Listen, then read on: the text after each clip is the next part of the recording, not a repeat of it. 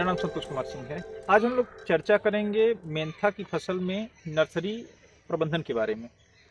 Nursery किसी भी फसल का सबसे मुख्य अंग होता है। मेंथा की नर्सरी मुख्यतः जनवरी माह में शुरू की जाती है और इसके लिए सबसे उपयुक्त समय होता है 15 जनवरी से लेकर के 30 जनवरी।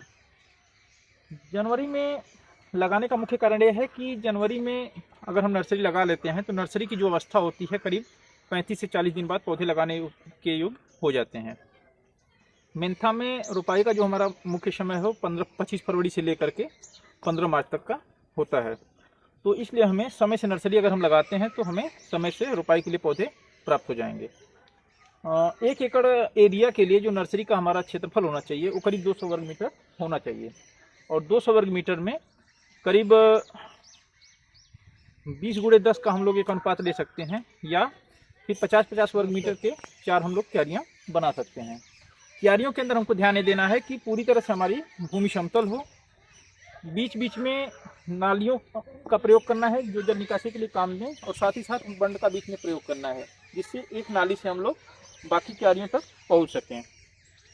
उर्वरक और फर्टिलाइज़र की जैसे हम बात करें तो फर्टिलाइज़र में हम लोग सबसे पहले गोबर की खाद डाल करके खेत को हम लोग तैयार कर लेते हैं। गोबर की खाद की मात्रा प्रति वर्ग मीटर 1 किलोग्राम हम लोग रखते हैं। फिर इसके बाद खेत को समतल कर लेना है, फिर क्यारियाँ बनाना है। क्यारियाँ बनाने के बाद प्रत्येक बेड में जिसकी साइज़ हम लोग करीब 1.5 मीटर चौड़ाई और लंबाई एक उचित अवस्था में या तो हम लोग 7 मीटर 10 मीटर जो भी रखें, तो बेड के लिए हम लोग करीब एक बेड में 1.5 मीटर की कम से कम चौड़ाई हम लोग रखते हैं। उर्वरक की बात किया जाए तो उर्वरक के रूप में हम लोग 200 वर्ग मीटर एरिया में DAP MOP 2 उर्वरक प्रयोग करते हैं। अब 200 वर्ग मीटर एरिया में हम लोग अगर उर्वरक का प्रयोग कर रहे हैं तो हमें ये देखना है कि प्रति वर्ग मीटर हम कितना पहले डालें। तो प्रति वर्ग मीटर हम लोग अगर DAP का प्रयोग कर रहे हैं तो DAP करीब 15 ग्राम प्रति वर्ग मीटर का के हिसाब से हम लोग प्रयोग करेंगे 200 वर्ग मीटर में, यानी कि 3 किलोग्राम। MOP की बात करें तो MOP करीब 10 ग्राम प्रति वर्ग मीटर के हिसाब से हम लोग देते हैं नर्सरी में, और 200 वर्ग मीटर की बात करें तो इसमें करीब 2 किलोग्राम MOP का हम लोग प्रयोग करेंगे।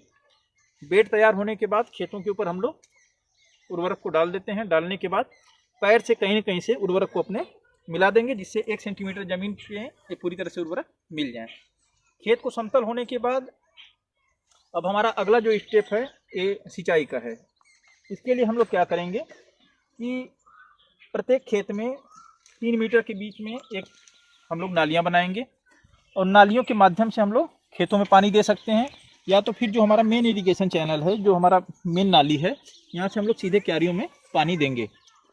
अब यहाँ पे एक फ़ायदा हमारा सब इरिगेशन चैनल का ये होता है कि इसी के माध्यम से हम लोग खेतों में जो भी इंटरकल्चर एक्टिविटी करनी होती है, सच क्रियाएँ करनी होती हैं, वीडिंग करनी होती है, जो भी हमको करना होता है हम इसी नाली से आराम से कर सकते हैं। किसी प्रकार से हमको खेत में अंदर जाने की ज़रूरत नहीं पड़ती है।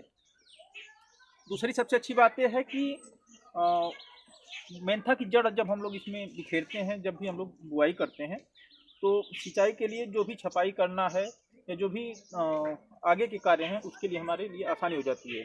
कभी कभी खेत समतल न होने के कारण जल जमाव होता है, उस जल जमाव को दूर करने के लिए एक ड्रेनेज की व्यवस्था या जल निकासी की व्यवस्था हमारी इस नाली के माध्यम से हो जाती है।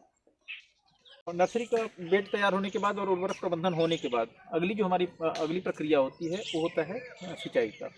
खेत में हम लोग पानी पूरी तरह से भरेंगे।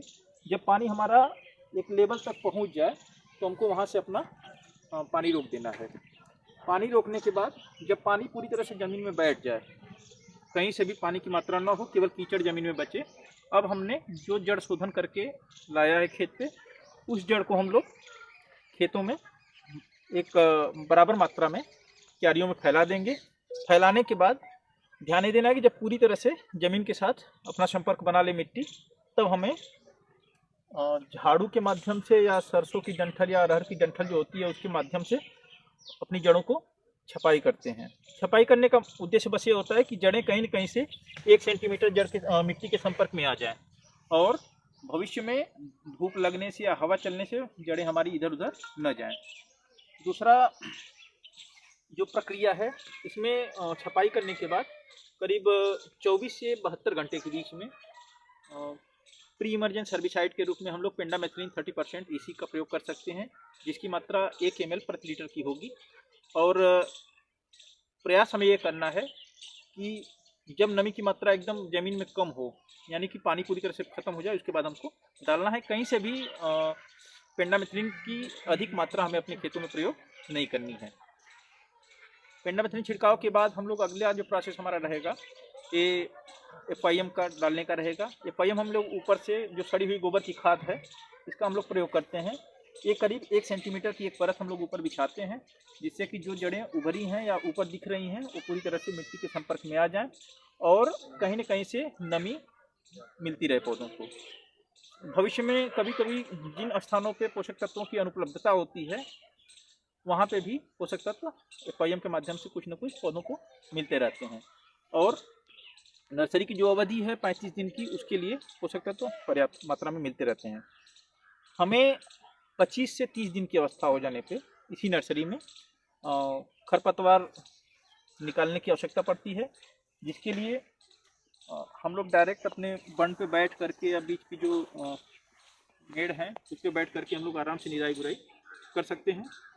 अगला, अगर पोषक तत्वों के अभाव में पौधों की वृद्धि नहीं हो पा रही है, तो हम लोग NPK 19-19 का एक छिड़काव कर सकते हैं, जिसकी मात्रा 1 ग्राम प्रति लीटर पानी के साथ हो सकती है। और कहीं से अगर कीट पतंगे, जैसे कि बगल में सरसों के खेत होते हैं, तो उन खेतों से माहू कभी कभी पत्तियों पे दिखाई देते हैं नर्सरी में, तो हम लोग इमिडाक्लोप्रिड का एक छिड़काव कर सकते हैं। एक 15 लीटर की टंकी में करीब 5 से 7 ml हम लोग इमिडाक्लोप्रिड का प्रयोग कर सकते हैं। धन्यवाद।